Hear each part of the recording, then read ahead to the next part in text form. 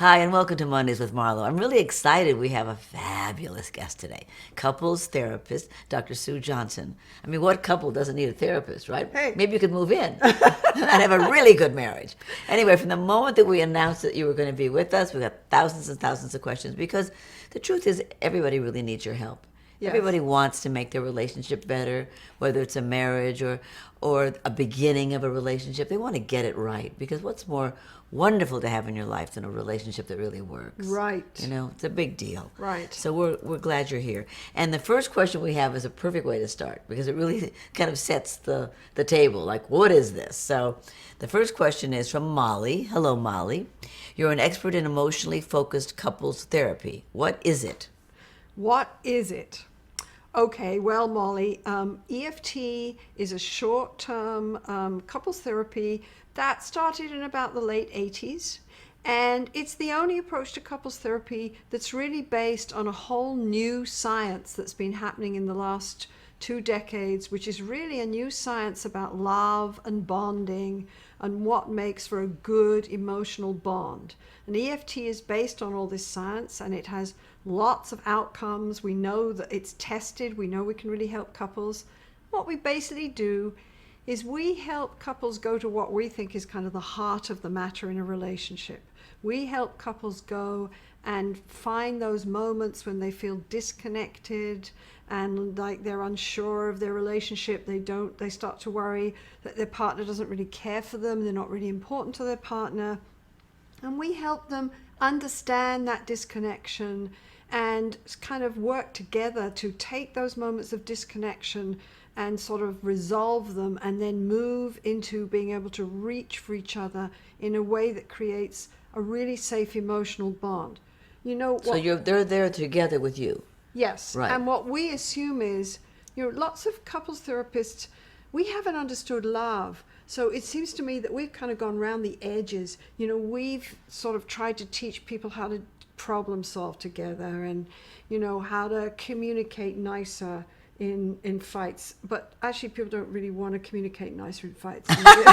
They want to have a good fight. No, they want to win. Right. So, and we've tried to do things like that, which, from my point of view, are kind of around the edge of the problem. Right. It's not the core of the problem. But now, I feel like for the first time ever, we really understand what emotional bonding is all about, and we can go right into the middle of this and have people have what we call a hold me tight conversation. Oh, I love that. That's the name of your book. Yes. Hold me tight. Hold me tight. I love that. Now, is the EFC in here? The emotionally focused couple therapy? Is that EFT in here? no, that's actually for the public, and I it's see. teaching people what we've learned Right. from the last 20, 30 years of doing EFT I and see. testing it, and also teaching people all about this new science of love. Oh, well, so it's good. a public version Oh, of that's great. all the things we've learned. Okay, good. And it teaches you all about this whole new science of bonding. Yes.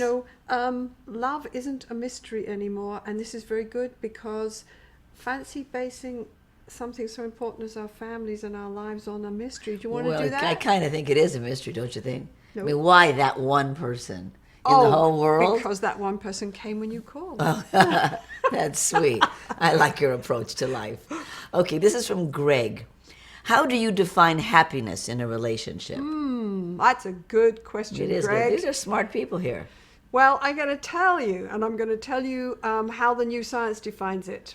You can have lots of different elements in a relationship, but what we know is that if you look at relationships over time, the most important thing for happiness is that you have this sense of secure connection, which basically means that what we know is that you know that you can call to your partner, you can say, "Are you there for me?" And you know that you can reach for your partner and your partner will be there. Your partner will respond to you, comfort you when you're sad, hold you when you're uncertain, hold you when you want to share joy, that you have this sense of emotional So happiness connection. has a dependability You got it. element to That's it. Yeah, right. Yeah. Good. Okay. Happiness is about being able to depend on right. and have that person come Right. close when you need them. That's right. If you got that, Yes. what the research says is if you've got that, other things you can kind of work out. Right. you know, but that if that one starts to go, Right. everything else just starts to Right. just That's dissolve. great. So if he doesn't want to do Latin dancing with you, that's not That's as okay. important. Because my husband won't. He won't do Latin dance with me, but he is there when I need him. Okay, this is from Val. What are tips? Our community loves tips. What are tips for a couple that desperately needs to reconnect to save their relationship? Reconnection must be a big thing that you do. Yes, well, I think actually, if you look at a relationship, we talk about falling in love, falling out of love. Those are like really abstract, you know. If you look at people in a relationship, what you see is that on an everyday basis, there are moments when we connect, when we feel in synchrony, when we move together. right. Then there's kind of a moment when I send you a cue and you miss it, Right. and you're not listening, and then we feel really disconnected, and then Right. we come back. I think what's important, the biggest tip is to understand that we all kind of lose each other. The secret is to know how to reconnect. You know, you're right, Val, you have to know how to reconnect. What we see in our therapy is that the people learn to recognize that moment and to say, oh, I'm somehow feeling lonely here, rather than getting all irritated with their partner or focusing on a chore. They'll say, feeling lonely here, and they can actually turn and actually talk to their partner and say, you know, just today I was really feeling like somehow I'm missing you, and I don't know where you are, and I'm feeling a bit lonely here, and you share that with your partner. It's a risk, but we don't like to do that. We like to say, we try to kind of like to get round it without taking a risk. Right. But our research says you need to be able to tell your partner, Why I'm is that such a feeling risk? disconnected. Why is that a risk? Well, I think people are really scared of being rejected. Oh, I see. Uh-huh. They're scared of saying, So you know, I'm it's- feeling lonely, and the person says, well, I'm really sorry, I have to go to work. So you're saying that a tip for a couple that needs to reconnect Is to recognize the moments when they're see. disconnected and turn to say to their partner, is this one of these moments, I'm feeling lonely. Yes. I can't find you. Oh, Are you feeling that way too? that's good. To talk on an emotional level is what I'm saying. Right. Yeah. I hope that helps, Val. I think that sounds good to me. This is from Michelle Barrett. Hi, Sue. In your book, Hold Me Tight, you say that 15 to 20% of sexual encounters in a relationship are failures, at least for one partner. So 15 to 20% of sexual encounters are a failure for one partner. So are there Sure. any tips on making a sex life better? The best tip for making your sex life better is to improve the emotional connection in your relationship. And I can't tell you the amount of research that says that now. We've kind of taken sex off and made it like, oh, I'll give you 5 techniques, or, you know, Right. we forget that it's all about how you communicate with each other and how you emotionally connect with each other. The best tip is really to have a relationship where you feel safe enough to talk to your partner and say Right. to your partner, you know, I love that you want to make love with me. I really like that you wanted to make love to me, but I want to tell you that somehow something went wrong at the beginning of that, and somehow Right. when you start by talking to me like that, I just can't get there. Right? So if you feel safe enough to say that to your Right. partner and share that, and if your partner can tolerate hearing, oh, you know, she just couldn't somehow come with me in that, and you can talk about it. If you have that emotional safety, Right. that's what makes for a good sex life, because then you can talk about But also- fantasies, what turns you on, Right. what turns you off. Right. And also, I mean, I've read this several times someplace, that sex doesn't start in the bedroom. Right. It starts like 3 hours before that. In the That's right. kitchen, in the dining room, on the way, I walking think back. it actually starts maybe before you get 20 home. years ago. That's where it But started. when you're thinking about your partner as you're going home, Yes, yes. are you flooded with a feeling of, oh, it'll be wonderful to see him, and oh, I can't wait to see him? Right. Or are you thinking like, you wait till I get home, Right. I'm going to give that guy Right. a piece of my mind. Right. That's funny. This is from Sherry. What do you think about the book 50 Shades of Grey, and why do you think so many women of all ages have responded to it? What do you think? Well, Have you read it? Yeah. I was really disappointed in 50 Shades of Grey. Okay, I don't know what I expected. I think we're fascinated with something new and novel. Uh-huh. I think there's something about being able to let go of control and have someone come in and take you over that is very sexy. But for me, I felt like even though it's a fantasy novel, I got a bit. I didn't like the pieces where it has to go into pain and Right. that amount of control. But then, because I read them. Did you? I read 2 of them. Okay. But what I thought was great was at the end of the second one, she'd gotten control of him. Ah, that's right. Yes. And so And that was great. I But, thought that but was a she very... takes him into his vulnerability. Right. And see, in a way, I thought that was kind of beautiful, I but did it was sort too. of cheating as well. No, because no. then it's not really an S&M novel, is it? No, but women aren't going to go for total S&M. No, I don't think they No, are. no. She knew how to bring it back and make it it's a true romance story with a little S&M in it. That's what it is. Yes. You know, it reminds me when I was growing up, we used to have magazines that were called True Romance or True Love or whatever it was that you could buy at the drugstore. You know, and he said this, and then he put his hand there, and all this stuff. You know, actually, I think you hit on it, though. What's interesting, I think, for women is he comes in and he's fascinating and he takes control. He sweeps her off her feet. Right. And then she saves him. Right. There you go. I mean, that's a beautiful... It's every woman's fantasy. fantasy. Yeah. Okay, and then the last part of Sherry's question is, what do you think of S&M? Is that in your book, Hold Me Tight? No. You can't put everything in a book. Right? I don't know. I think, everyone has different tastes in sex. For me, if people want to play and they want to play erotically and there's lots of safety and communication between them, that's up to them. I think when you need to go into inflicting pain or you're willing to tolerate pain to please your partner, that worries me. Yeah. That worries me. Yeah. I get worried for people then. Right. Because somehow... Because what are the boundaries? What are the limits of Yeah, and that? it doesn't feel quite like it's pleasure and sex and Right. play. It feels like it's something else. Well, It's about hurtful. control and power. Right. And there's something that I think is dangerous about it. Right, I think so. This is from Tracy. Any tips on identifying your emotions and when they're really coming from in the middle of an argument? It's so hard to detach and take a step back and analyze the real reason you might be mad. That's or a hurt. really It good is. question. Thank you, Tracy. We like that. Well, bottom line is we know that there's 6 main emotions that show on everybody's face that everyone can read on this planet. And when you really think about when people are having an argument with the most important person in their life, really it's going to be some sort of sadness because you don't want this to be happening. It might, but mostly what it's going to be is fear. It's overwhelmingly, if you listen to all these couples all through the years talk, it's fear of being rejected and fear of being abandoned. So you could think the safest thing to think is, oh, well, I'm getting really angry right now or really losing my balance. What's happening? What am I afraid of? What am I afraid of? What do I think my husband's saying to me? Is he saying I don't matter to him? Right. Is he saying his work's more important? Is he saying he doesn't care about how I feel? What I say to my couples is, what is the most catastrophic thought that you have right now as this is happening? And they come up with these. They're saying, he's talking to me about this right now because he doesn't really care. And they come up with some version of fear of abandonment or fear of rejection. That's what we're all afraid of. That's the risk in love. That's right. That's what we're afraid of. And the research says that we're afraid of that not because we're immature or wimpy. We're afraid of that because we have a mammalian brain.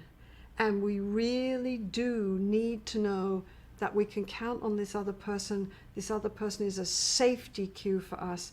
That's the way we're wired. Well, we're wired to move in tribes. If you ever see a school of fish, they know exactly when to turn and all that. It's so fantastic. And Marlo, you're right, but we're not just wired to move in tribes. We're wired to move with 1 or 2 people who hold our hands when we call. Right, absolutely. Right? Which is why I called it "Hold Me Tight." Right. But I mean, I'm going to say when you take it all the way back to we started in the ocean. That's we right. traveled in a school of fish. So now we're down to 1 person or a family. That's pretty good. Well, and being on our own we're not wired for that. No. We tend to forget that in this society. Right. We go on about the individual, but we're not wired to be on our own. No, I don't think so. And they always say you die earlier if you don't have a companion, and you. Hey, not having a sense of emotional connection the research says it's worse for your health than lack of exercise, obesity, or smoking. And we have danger signs on cigarette packages. That's right. Maybe we should have signs in our cities saying, Right. are you emotionally alone? Call this number. Or at the Justice of the Peace. Hey. Will you be able to be dependable? Yes. Yes. Can you take care of this person? Can you do it? Or Yes. please do not enter.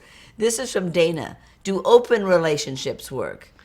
An open relationship is one in which both people can agree they can have different partners. All right. The way I understand this, Dana, is I think open relationships are really hard to pull off because of what we just talked about, Right. because of the way we're wired. We're wired to bond with a few other people on this planet and to want to count on them and rely on them, and so that I can say, are you there for me? And I get a yes back. It's pretty hard for, are you there for me? Well, no, actually, it's my night to go and Right. meet.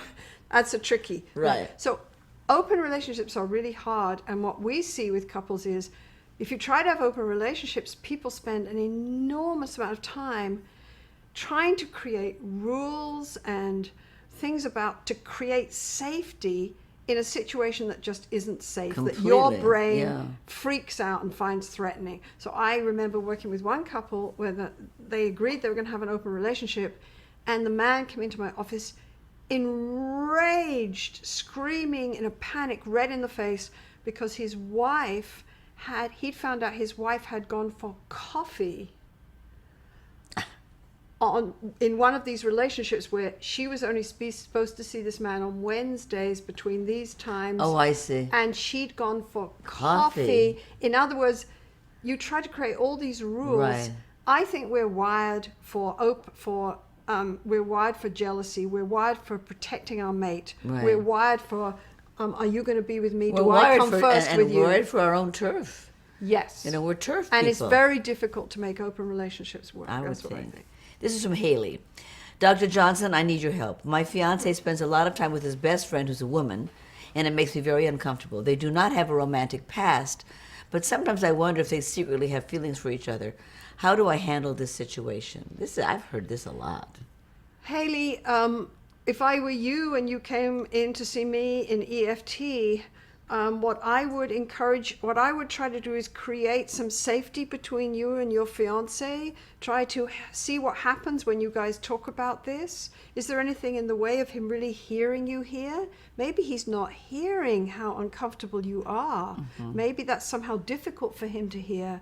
And then I would help you do what we see people do in secure bonding relationships.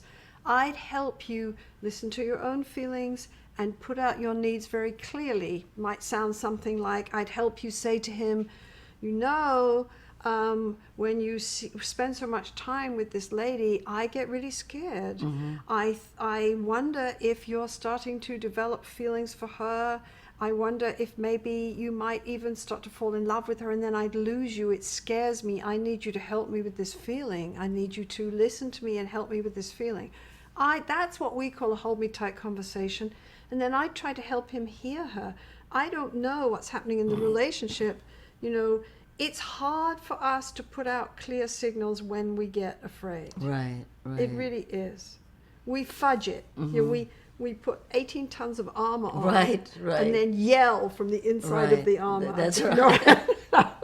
And it sort of Can gets you hear muffled. Me? Yes, yeah. It gets sort of muffled as it goes through. Well, that's a difficult thing. It is a difficult situation, isn't it? Yeah. Because maybe if her fiance doesn't really understand that she's getting afraid, usually, you can, if you don't tune into your partner, you can sort of end up dismissing it. Like, oh, don't be silly. Right.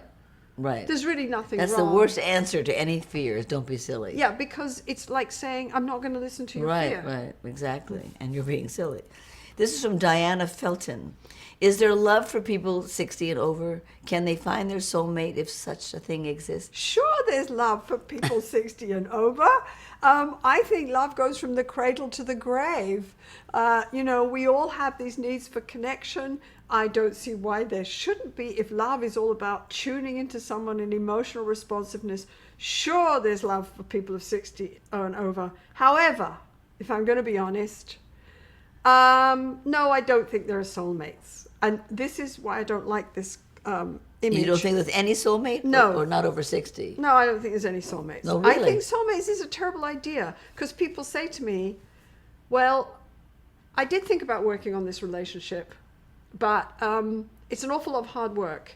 And maybe he's not my soulmate. Oh, I see. So I'm going to go off I see. and look for my perfect Oh, yeah. soulmate. And when Good I luck. find my perfect, yeah, exactly. When I find my perfect soulmate, Right. we won't fight. Right. And I'll never feel lonely. Yes. And he'll tune into me all the time. Right. And I won't have to take any risks. I had somebody say to me, I don't want to have to tell somebody what I need. I said, I know it's hard. It feels risky. Or he says, half the time I don't even know what I need. but now I know because you've helped me. But I don't really want to. If she loved me. Oh, she'd know. She'd know. Oh, I hate that. And I say, I no, know. you can't do that. And there is no perfect mate that you're not going to have to, that you're not going to somehow feel disconnected from, or that's not going to step on your toes when you And dance. that you are going to have to work it through and make it work. Exactly. Yeah, So right. I'm a bit allergic to the idea of soulmates. But you know, 'Cause Diana... it makes it magic as well, you see. Diana is wondering if people over 60 can find love, and she's the only person who used her full name. So I think you are so authentic that you might very well find somebody because you're really honest about who you are. See, everybody else is only one name. This is from Yolanda. What are some reasons that a lover might not respond to your hurt? I have been very anxious and upset lately, but I don't see that my husband is trying to help or do anything about it. Are there any tips on how to communicate that I need his attention? I guess I'm just not doing it right. Well, you know, Yolanda, that's a tricky one, okay? And I see that a lot in couples. If you ask me generally why people don't respond, it's because the answer to it is if we don't understand love, we don't understand the impact we have on each other. We really don't. And I think one of the things that's hard for us is to understand how sensitive our partner usually is. People say, no, they're indifferent. And I look at people's faces when they come into my session. I say, no, actually, they're amazingly sensitive. So, you know, if you really want your partner to hear you, the more you can talk about your vulnerability, the better. The more you can say, I'm so anxious and upset. Right. That's better. But unfortunately, what we often do, all of us, is we'll say things like, you haven't been around very much lately. Right.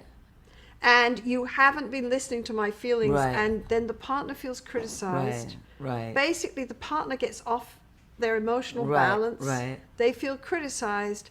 And then they start to defend themselves. And so they step back and they start to protect themselves. And unfortunately, that stops them from tuning into you. Because she says, I've been anxious and upset, but I don't see that my husband is trying to help or do anything about it. Yeah. So maybe you have to, the tell more it. you can tell him, you can tell him. Yeah, don't expect him to see it. Yeah. Stay with the soft feelings. Right, yes. Tell him, I'm anxious and upset. And then tell him what you need. In the Hold Me Tight conversation is people being able to stay with their soft feelings, talk about their hurts, and then literally help the partner by telling them what they need. What I need is just for you to listen and hold me. Right. Then people go, oh. So you're not telling me I've completely disappointed you and you failed and I'm a terrible husband. Right. No. Oh. And you're telling me you just need me to hold you. Yes. Oh. I can do that. Yeah, I can do that. Right, exactly. I can listen, I can do that. And especially if you're telling me that this doesn't mean I'm the most terrible husband And it means I've I ever didn't. lived. Yeah, exactly. That's right. So people are scared of hearing that they've blown it. Right. Men in particular, we see, are terrified of failure. They're terrified. They've been taught men perform, men solve problems. Right. And they don't know what to do when their wife says, I'm unhappy. They say, oh, I failed. I did it, yeah. I'm inadequate. I failed. I've blown it. Right. And then they just defend themselves. Yes, right. Then meet you halfway.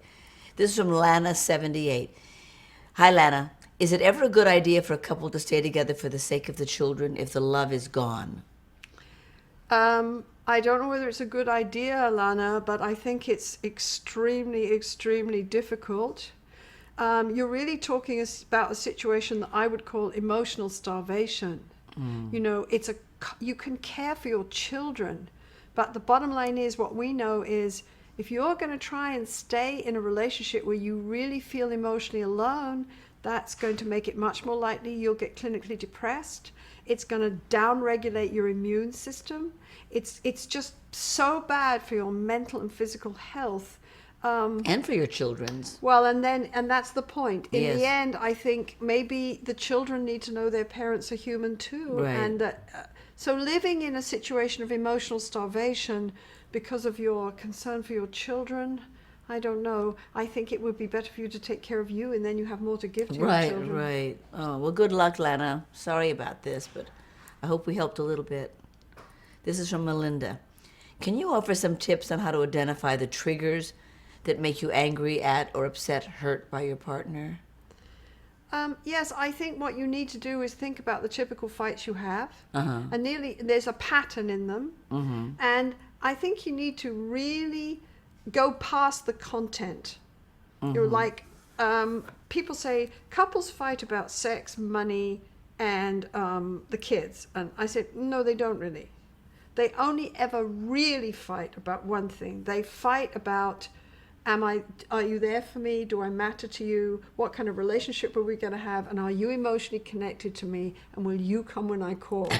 And if the answer to all that is yes, we can have disagreements about 1,000 things. Right. It's like no big deal. Right. But if the answer to that one's no, then we can fight about everything, and it's really about this. So I would ask you, if you were in my office, I would say to you, tell me about the fights you have. Tell me about the moments that you get angry. What is happening to you on an emotional level? You know, where are you going with that? Are you saying, my husband's too distant from me, I'm so scared he doesn't love me anymore, my husband isn't listening to my feelings, I feel lonely in the relationship? I'd ask you to think about those moments, because those are the moments when we flip into anger. We say, I'll make you respond to me. Right. You will respond to me. Right. I'll make you respond. And so we use sex, money, and kids as sort of the That's kind of just fireplace of it all. We just sort of light the fire That's there. right. That's just like the tinder in Right, the it box. is, yeah. But the argument is really about, how are you going to be with me? Right, Are you right. going to come and be with me Right, emotionally and be right. responsive to me or Yeah, not? Right. That's good. That's very good. I'm learning a lot here. My husband's a lucky guy for me to learn all Hey! this. I'm learning all this right now. This is from Sam.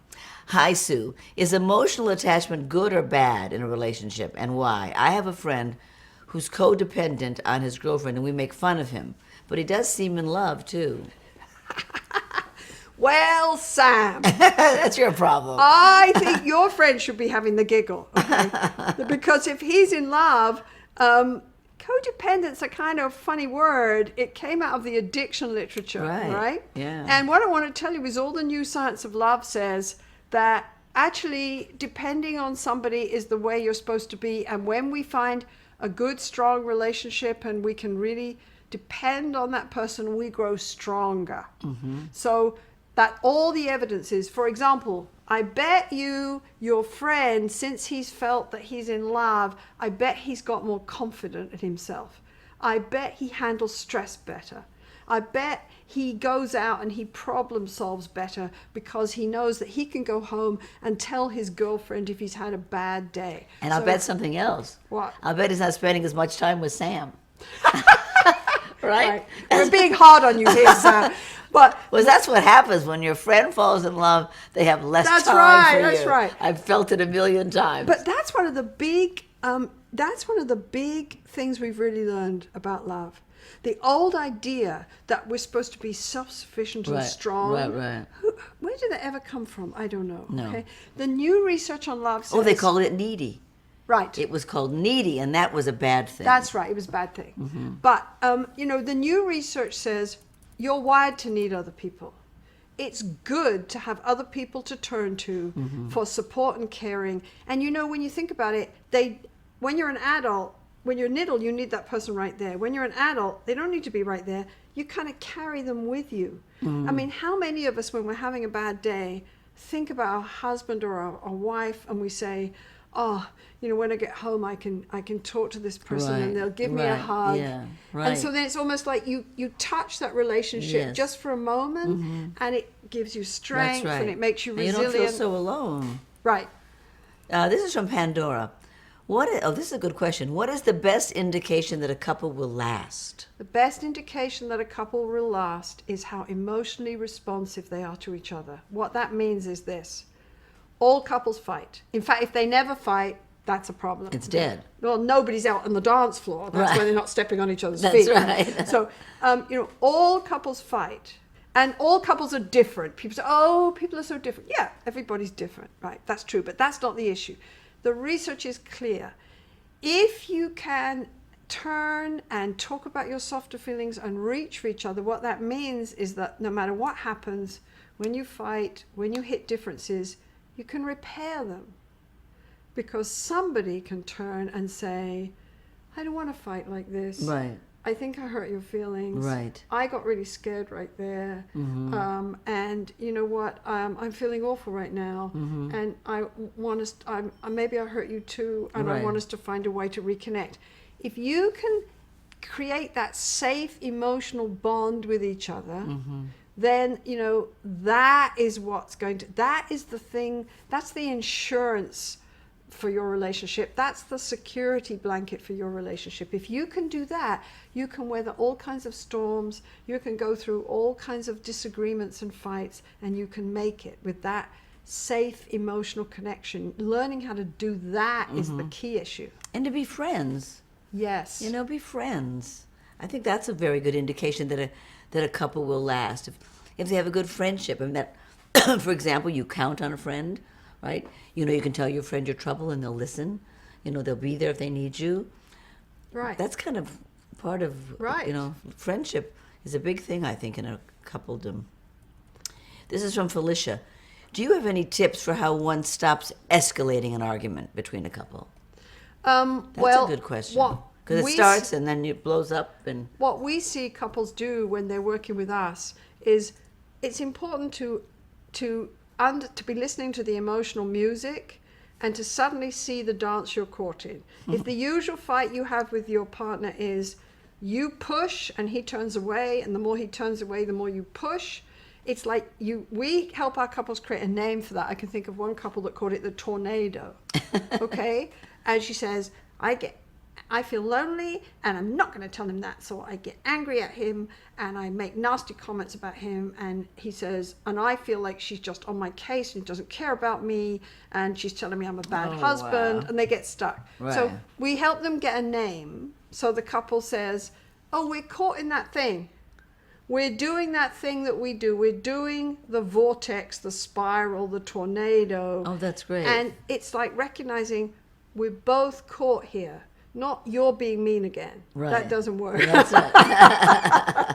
Right. So we're both caught in the tornado, and the implication is this must be hurting us both then. Right. And we're going to end up both being hurt and alone. Right. Then that's almost like calling to the other person and saying, do you see that we're both caught in this dance? And can you stop then? Yes. You can say, see, we're caught in the dance. Because if I say to you, hey, we're caught in this dance, it's like I've stepped back for a minute. Right, I see. And if you come with me and say, you're right. Yes. This is where we get stuck. Right. We get stuck right here, and it ends up with us both feeling awful. Right. Look what we're doing.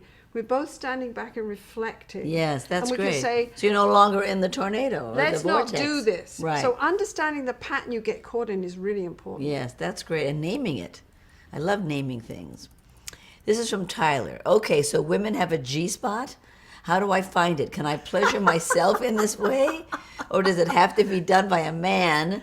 And can you explain how to access this? Is this your area, or would you... Not really.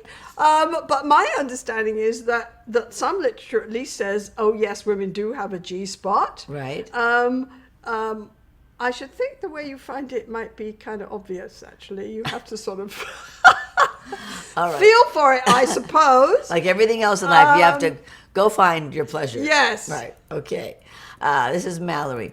Hi, Dr. Johnson. I'm currently in the process of divorcing my husband, and I'm having a hard time explaining the situation to my children. While the decision to divorce has been mutual, and my husband and I still have a great deal of platonic love and respect for one another, I'm afraid our divorcing will have a negative impact on my children's view of love and marriage as they get older. Do you have any advice on how to talk to my children about divorce and how to make them understand? Yes. I think what's important is that you and your husband can sit down and you can, as compassionately and respectfully as you can, put together a clear story, a clear, simple story of what you think happened in your relationship.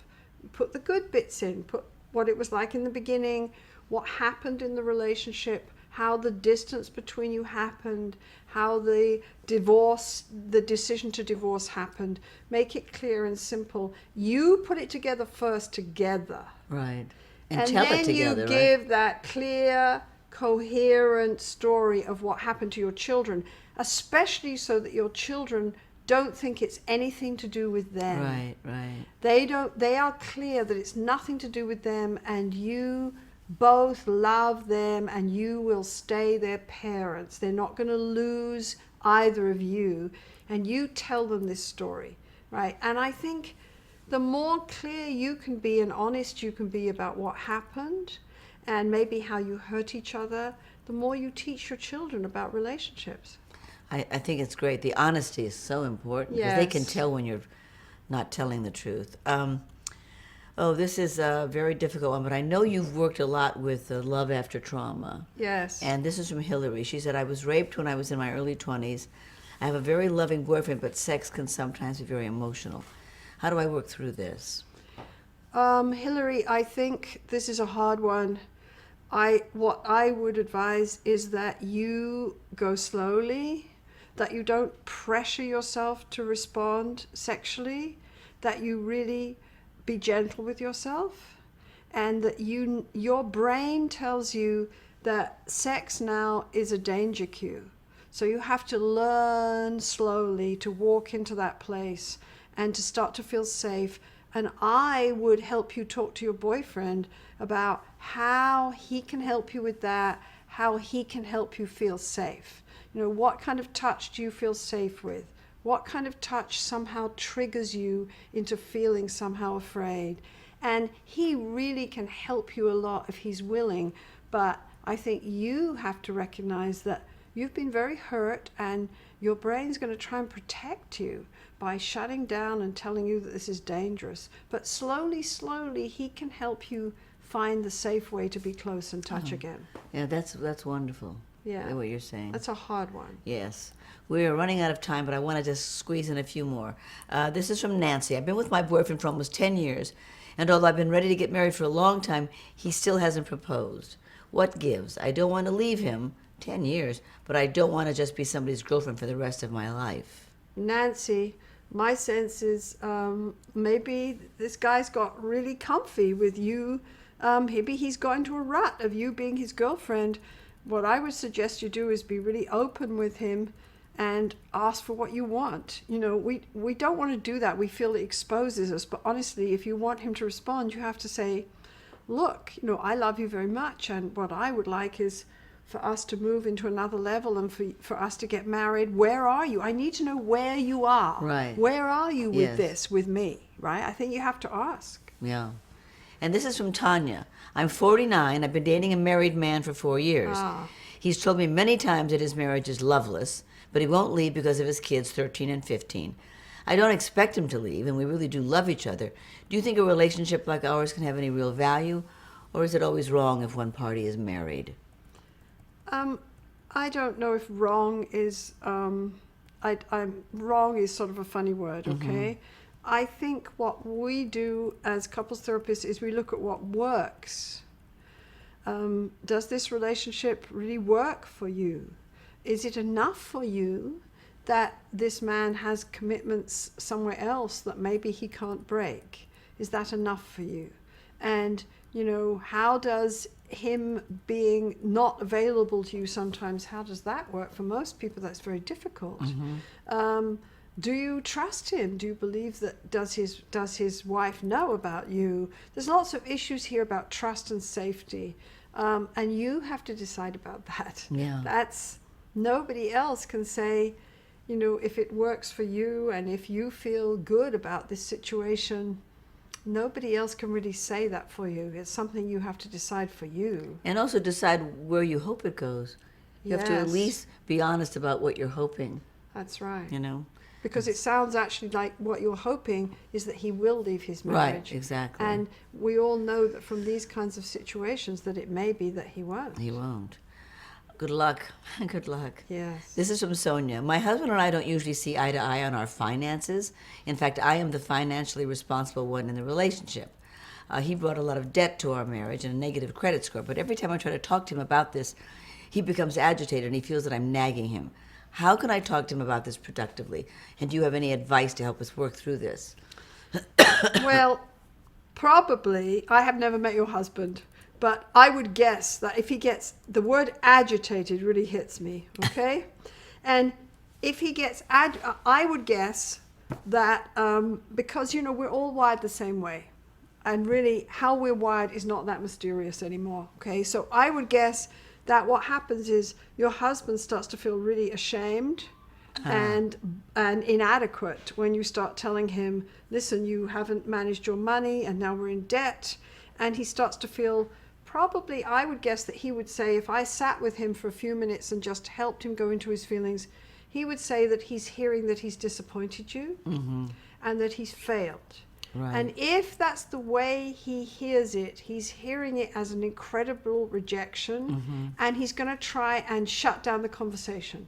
He's trying to try and stop you talking because it hurts. It's painful. And by the way, our brain codes social pain like rejection in the exact place and the exact same way as we code physical pain. Your brain doesn't distinguish. Doesn't know the difference. So what I'm really saying is, he's probably in a lot of pain, and that makes it very hard for him to hear you. So maybe I would start off by saying to him, you know, maybe it's difficult for you when I bring up this topic. It probably is. Maybe it's hard for you to hear. Is there any way I could talk about this topic that might be easier That's for you? such a good idea. That's such a nice way to put it. How can I talk about it? Because I have to talk about it. How can I talk about it? Yes. Because I'm concerned, but Right. I get the sense this is very hard Yeah. for you to hear. Maybe it's, how are you feeling as we're talking about it? That's very kind. I think kindness is such a big thing. Yeah. Okay, I know I'm supposed to go, but let me just take two more. This is from Brian. My wife and I, well, you know, I get very greedy when I have somebody like you. You've actually got something to say, and I don't want to leave anybody out. And I'm already going to leave about 40 people out, but I'm trying to grab the ones that I think will help the most people. So this is from Brian.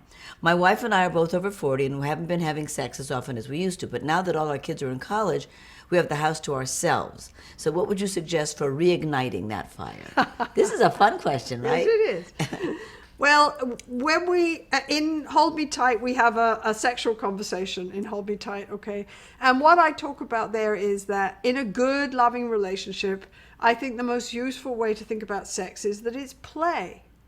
So, you know, maybe the first thing is to build a nice, cozy fire and sit down and light the candles and have some wine and talk about how you feel about sex now. You're different people. That when you last had lots of sexual encounters, you've changed. You were having babies every time you had sex. Yeah, so now you're different. So what do you know what her sexual fantasies are now? Do you know what turns her on? What does she find sexy about you now? In other words, to share this, to start to build this safe, playful place around sex, so that it's not a loaded topic. Right, yeah. And like, well, you know, how do got we to get get back back into to this. this? Yeah. How are we going to get back into this? You know, it's like gosh. starting to help each other feel safe. Right. And explore And it. fun. Yeah. Fun.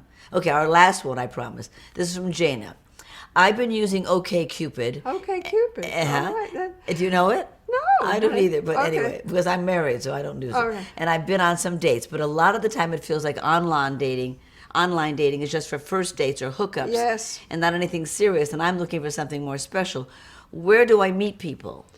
I think that's a really difficult one. You know, lots of people are meeting people online, but what I'm hearing from the people we talk to is you meet people online and there's an enormous sort of, you just have to accept that most of the people you meet aren't going to be a match. Right. That they don't want the same kind of relationship as you. Right. So you have to kind of like just meet a lot of people in order to connect. But the old ways, it feels like technology's taking us over. It's gotten in How the way. about the old ways of connecting, like going dancing, Right. or, just going into, what did I tell my daughter the other day? How about, she says she wants a new boyfriend. I said, well, you told me about all those cute boys that were swimming at the Y. Exactly. Why don't you go swimming at the Y? And she just looks at me like, oh, right, I could go That's swimming right. at the Y, right? So That's doing supposedly the things, secret. Doing things that interest you will find people that are interested in the yes, same I things. think so. Because Yeah. I think we put so much into online stuff now Right. that,